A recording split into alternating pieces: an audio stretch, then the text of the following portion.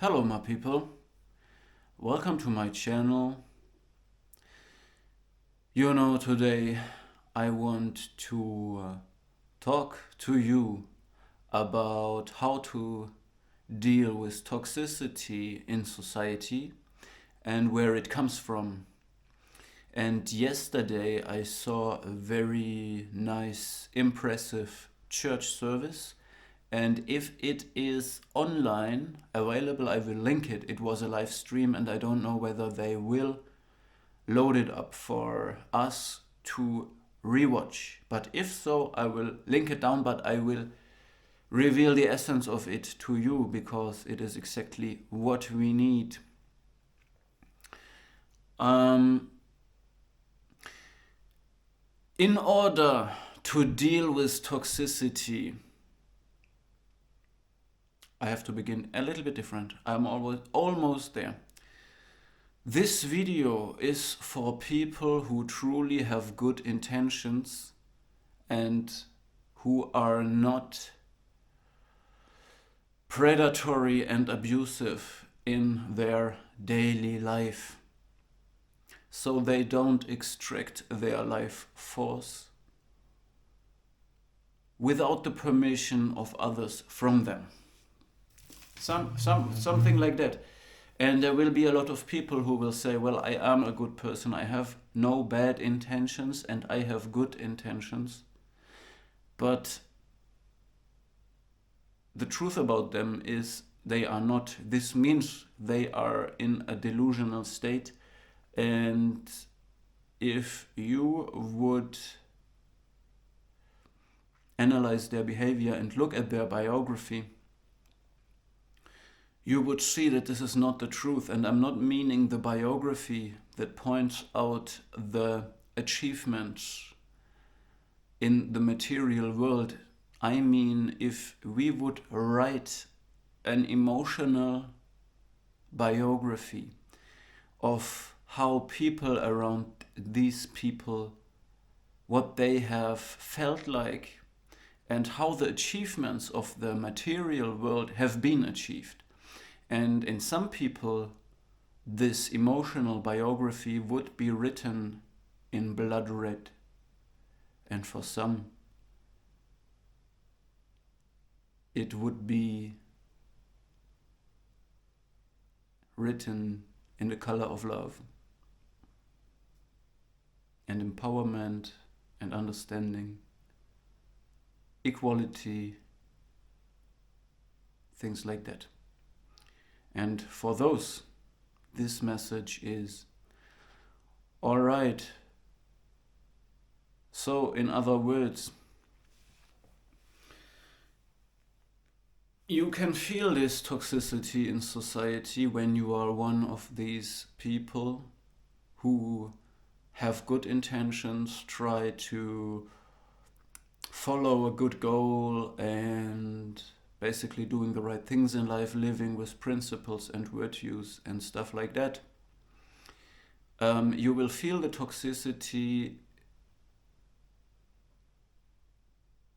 especially when you lay down at night in your bed and start introspecting, start meditating, start thinking, and then you are distracted by negative feelings that have been projected onto you. And now we're getting to the topic. So, in order to understand what is happening, we need knowledge from the outside. Because if you're a good person, if you do good, and still there comes negativity to you, then there is one trap that most people step in. And that is to assume that the people around them are basically the same as they are. And this means that all the knowledge that I have, if I'm a good person, is all right. The persons that I meet in my life, I try to understand them based on me. And by this, I will never get clues about what really exists in the world and We need external sources to know this to a certain degree. And I will give you exactly what you need. Right here and right now. And this is that first, certain people have a wrong understanding of love. And love, a forgiving love, a compassionate love, and an unconditional love is absolutely not granted for everybody. And it is a divine gift, and also a gift that we receive through our mother. And there is people who never received this gift from God through their mother. And this is why they use the word love as well to describe a certain emotions they experienced when this has been given to them. But it is mixed up with a lot of hate and rejection and negative emotions. So this is love for them, because this is what they experienced when their mother taught them love.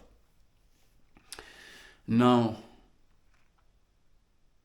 the second thing you need to understand is that these people that you might meet, and this is, counterintuitive to think for a person that is not the same way. It's counterintuitive to think there is people who have a different understanding of love. It's a negative feeling for them. It is. You have to watch other videos from me to understand that certain people cannot reflect, they cannot introspect, and they mix up a lot of things. They cannot discern things. Okay. And the second thing you need to understand is the projection, which means that these people are forced, they do it, and they have no other way to do it, because they cannot do introspection, they cannot, in a calm moment, step outside of themselves and looking back at them and discern all the things, emotions, what is right, what is wrong. They never do this, they cannot do it. So they will have to project whatever happens in them, the war, the inner war, the chaos that is within them. They need other people to project it into and let it happen there. And then, I have to leave it there. If you want to go in depth, watch other videos from me.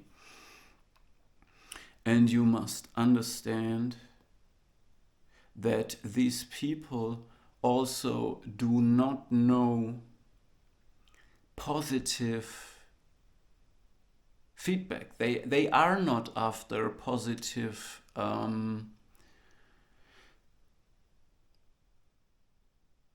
attention. They had this behavior when they did not get attention when they were childs, to just, let's say, shit themselves in, and then or start doing really stupid things in the house, destructive behavior, self-destructive behavior or destructive behavior, in order to get the attention they need. And they keep on doing the same thing, even though they are now managers, grown-up chefs, bosses, husbands, whatever. So they want your attention. They are after reactive abuse. They are after negative emotions. And this is like an infection. It's infective. This means these people are like these negative zombies, toxic persons in society that walk around projecting their inner battlefield onto others and want the other people to hate them back, to basically become like they are, and by this getting negative attention, energy, reaction, this is what they want, and at the same time then feel better than them, or at least on the same level, because before they see there is someone who's positive, who's authentic, who has positive goals, who does everything right in life, and they cannot stand this. So they have double win from this. It's a win-win situation for the toxic person if a person like that hates them back, because the person goes to the level of them, gives them attention, and then the other person gets the energy, the attention, and at the same time it can say, devalue the person and say, look, you're so bad, you're not better than me, right? So you need to understand all these things to let go of the hate. And this toxicity is everywhere in society. There is the song of Travis Scott, Thank God, where he sings something like he needs a preacher now to kill all the hate. And this shows the urgency of it and how threatened Travis Scott or the lyrical me in the song feels, because the hate is so strong and it's everywhere and at times overwhelming, so bad that it has to be killed. And this shows the nature of reactive abuse. And we need something else. We need help. We need a preacher to do this, because we know we don't wrestle against flesh and blood again. All right.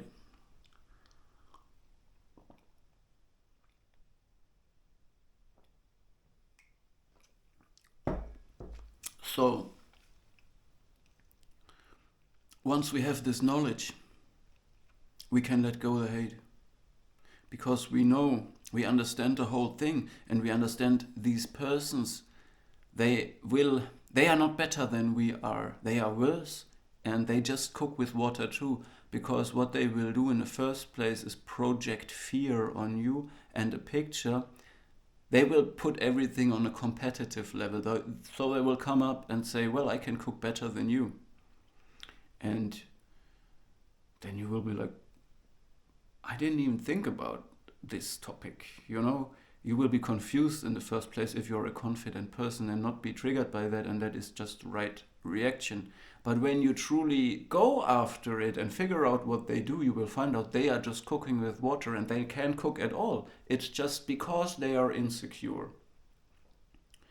Because they want something from you, because they are needy, they try to turn this around. They want you to get into the competition. They want you to, basically, I told you, this is how they start to try to get the energy transfer going, try to get into the person that is completely self-sufficient, that does not want anything to do. It's like in Africa, when we had people living there, they just lived their life, and then suddenly there comes some conquistadores, some people who colonize other countries, and they need slaves, and they come to the slaves.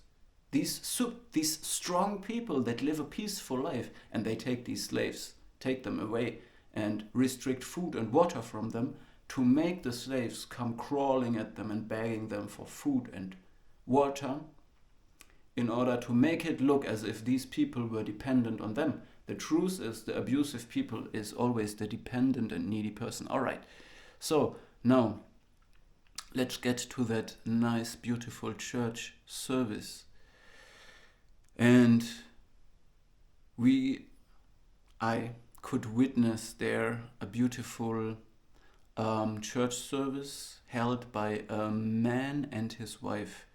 And they were great role models, showing that the male spirit in this case was actually none of them both was dominant. None was trying to control the other. Both were very vulnerable. They showed vulnerability each other, and they were full of trust that the other person will not hurt this vulnerability. And actually the female was rather pushing, and the more untamed way, more pushing, and she gave birth to truth in a way that a man could never do. Because if a man would speak some of the things she spoke from the scripture or from her revelations, if a man would speak this, it would sound too violent. But if she, as this female spirit, just speaks these things, and then she seems at sometimes she seems to be shocked or surprised, at least, from what it is that comes out of her, and he calms her down, and she pushes, and he does not let her push her, but this does not irritate her. She enjoys it, and she is thankful that he takes out the speed, and she pushes, but he takes out the speed. He stays calm. He's a calm male personality, and calming this untamed wild ocean, this stormy ocean spirit that just gives birth to raw truth. And he calms it, he goes into a little bit into deep and refines it. And also he points out that at some times when she said things that are actually surprising, and she almost is afraid of what she has said from the scripture, it was about that God is within us, so ye are God, or something like that, or the godly spirit, whatever is in people. He refers to the fact that the Bible is written by man, and no man is perfect. So the Bible is not perfect, and people have their own assumptions and put into the scriptures too. And this is why we have to have discernment and understand this.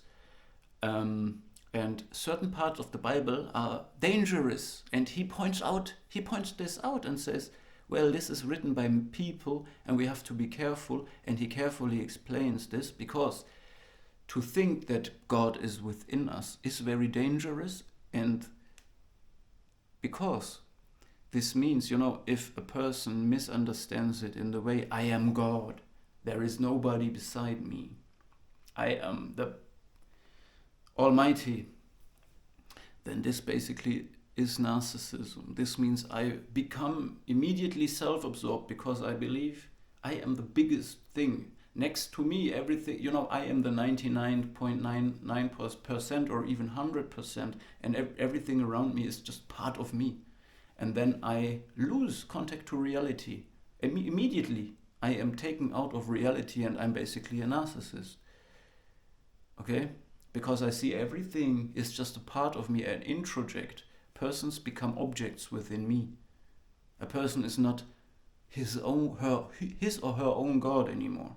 And he carefully explained this and says, the divine spirit, the spark is within us.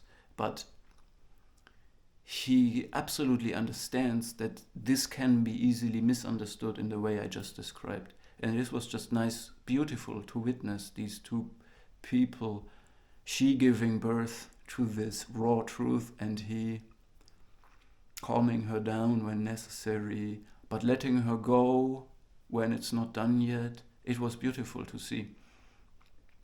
And the message that helps us to let go of toxicity is that the topic was how to manifest heaven on earth.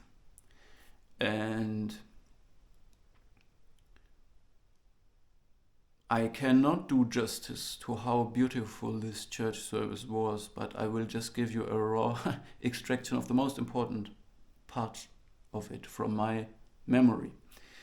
And number one way to manifest heaven on earth is prayer. And before I go into prayer, I want to tell you that this exactly manifesting heaven on earth means we should not wait for heaven afterlife. So we have to do it in our lifetime. And it needs positivity. And positivity is only possible in a private sphere that you have under control.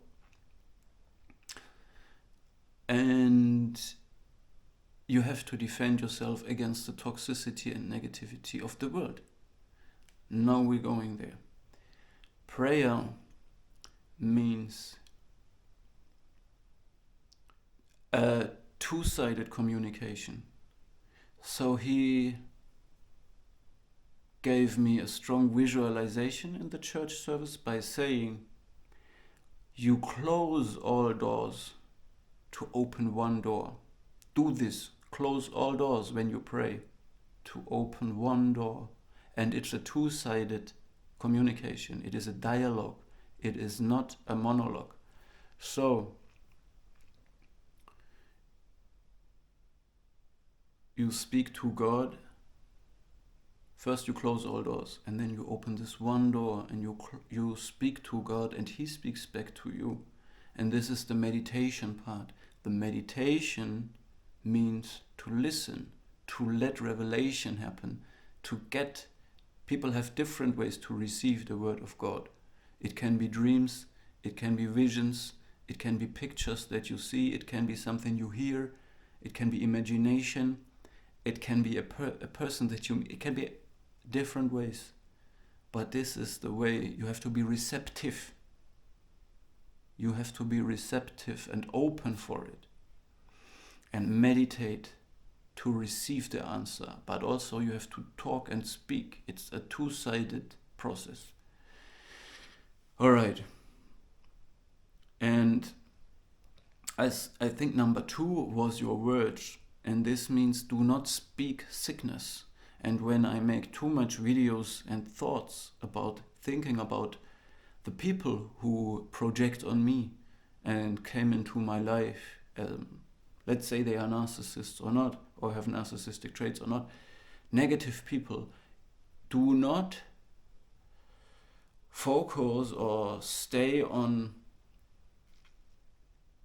talking and thinking about them. This would be speaking sickness, and this will then reveal and manifest to you. As well, if you reactively abuse, this is the goal of this kind of attack, is reactive abuse. You become like them, and then you let go of your positivity too much. And this is again why you need a private sphere. You know, I experienced my private sphere has been destroyed. Okay? And this was, the goal of this was to take the positivity away that I have. The love I have, the true love I have, the authentic love, authenticity, forgiving, unconditional, always renewing, infinite source of love. And I am very thankful for this gift. So, we had the first thing, prayer, to a communication going in two sides. Every communication should go this way. And prayer this way. Close all doors to open one door, and then you speak both ways. And meditation is the way to receive answer. Second thing, speak positivity and be receptive. Speak life. Don't speak sickness. Sickness is not part of heaven on earth. Speak life, speak positivity, speak heaven. Allow heaven to come to you. And the third thing, I think, was your position, and to understand your position. To be mature and not a childish. A child does not understand what tools it has to its disposal, what authority it has, and as a matured, in this case, a matured Christian. But if I speak religious, I never exclude others from what I'm saying. I'm speaking of God, and God is there for everyone who believes in God, at least. I'm not making a difference between any of the, let me say, at least monotheistic religions. I don't exclude anyone from this word, okay? And I'm not saying I am in my bloodline. I don't want to talk about bloodlines and who is who and this is how to understand the Bible wrong and dangerously. No. We are one blood, one love, one God. Right so, man. Okay, so position and understanding your authority, who you are, and standing in the truth. Not step aside, not be a child. A child cannot take the things that are at the whole, it cannot rule over the land as a king, as a matured Christian in this case, as a person who is fully aware of its authority. And yeah, I cannot transport it as good as it was in the church service. But please, I give you again a small summary. I just want to summarize the video again. So, as a good person, you need external knowledge to defend yourself against the zombies, the toxic people. You get this information in this video. You need to know that people have a different idea of love than you. You need to know that they project their fears, their pain, and their problems on you. You need to know that they are after reactive abuse. They want your hate. So once you understand this, you can let it go. It's not you. It's not your emotions. It's not your negativity. It's not your hate. Because if you want to manifest heaven on earth, you need to do prayer in the way I described. And even if you don't believe in God, prayer means to focus on your goals, on positive goals. Speak them. Order your thoughts and meditate. The second thing is to focus on positivity and speak positive things in your life. And so the word, and don't speak sickness, don't follow this path too far. And this fits very good to not reactively abuse the people that abuse you.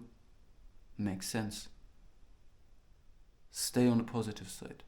And the third thing is understand your authority, your position, and don't let others treat you like an immature child. You are not. You are